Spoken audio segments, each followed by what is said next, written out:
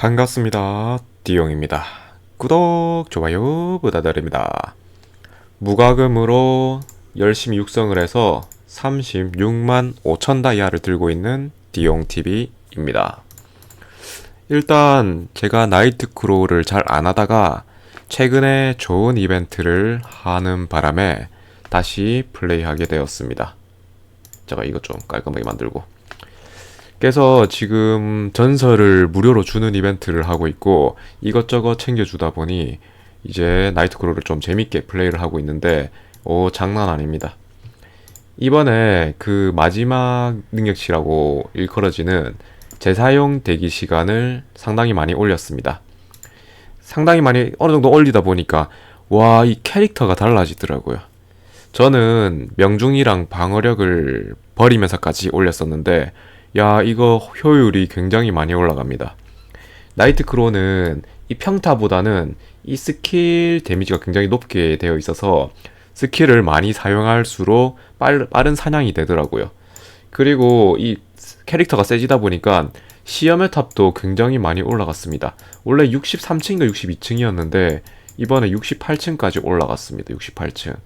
이렇듯 이 재사용 대기 시간을 올려보니까 와, 괜찮아가지고 여러분께 알려드리려고 영상을 제작하고 있죠. 제가 이 캐릭터에는 이 재사용 대기 시간을 신경을 안 쓰다가 한 4%였나 5% 정도밖에 안 됐었습니다. 하지만 이번에 신경을 써가지고 27%까지 올렸는데 와, 이 스킬 사용 이 시간이 굉장히 많이 줄어들어 버립니다. 그렇게 캐릭터들이 이 스킬을 많이 사용하니까 확실히 효율이 많이 올라가더라고요. 이걸 보니까 야, 이제 와, 확실히 나크는 이 재사용 대기 시간이 짱이구나 라는 생각이 들었습니다.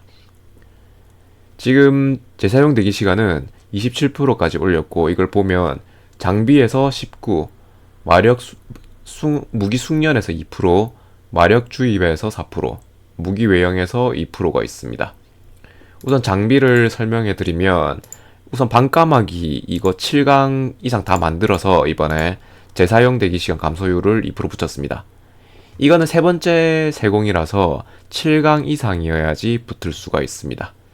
전부 다 원래 이거 4강, 5강, 이 밑에 거는 좀 낮았었는데 이번에 다 7강을 만들었고, 그리고 이 7개 액세서리에 모두 재사용 대기 시간 2%를 붙였습니다. 그래서 여기서 7, 24, 14%를 올렸었죠. 그리고 여기 반까마귀 부적 7강에서는 여기 재사용 대기 시간 3%가 붙어 있습니다. 8강은 4%가 되고 9강은 5%가 됩니다. 참고하시면 되겠고, 그래서 여기 3이랑 하나 둘 14, 여기서 17이 올라갑니다. 17.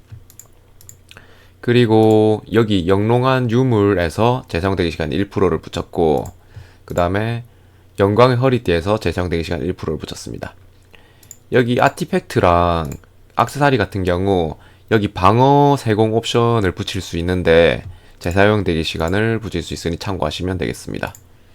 그리고 여기 무기 숙련을 보면 여기 54레벨에 재사용 대기 시간 2%가 있어서 이걸 찍었고, 그리고 무기 외형 같은 경우에는 아마 보유 효과에 어딘가에 있을 겁니다.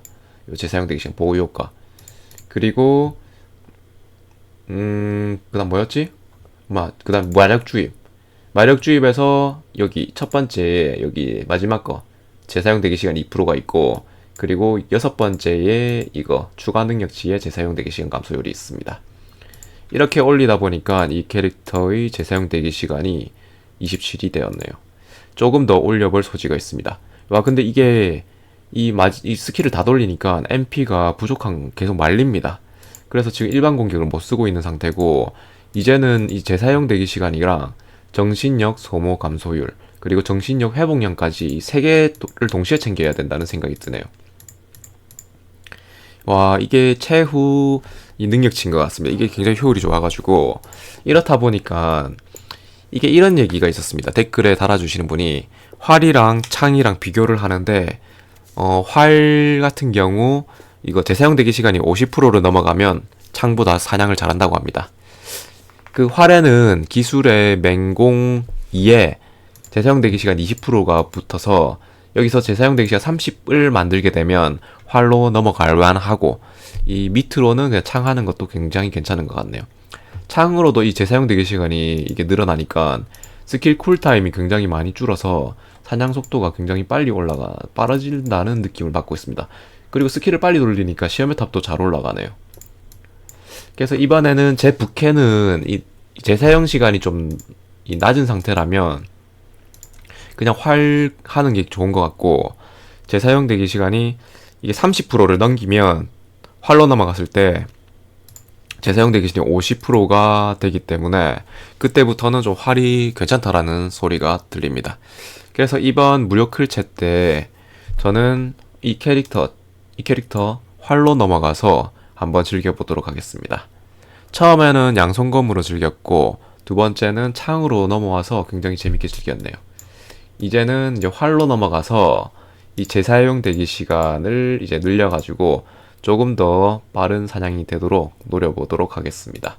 이렇다 보니까 이번에 1티어 주는 아이템들을 이 무기랑 보조 장비를 맞췄는데, 다음 1티어 주는 이벤트는 이걸 받아야 되겠습니다. 즐겨찾기 해놨는데 탐복의 귀걸이가, 와, 이거 되게 좋은 겁니다. 1티어 귀걸인데 여기에 재사용 대기 시간이 2가 붙어 있습니다.